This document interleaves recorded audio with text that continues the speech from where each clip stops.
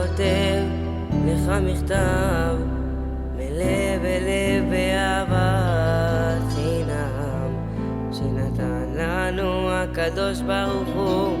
אחי תהיה חזק, שתעמוד מול הרע, שלא ישתו בך, שלא תתפתה כלל, שתהיה בך הנאה, שמחה ואמונה.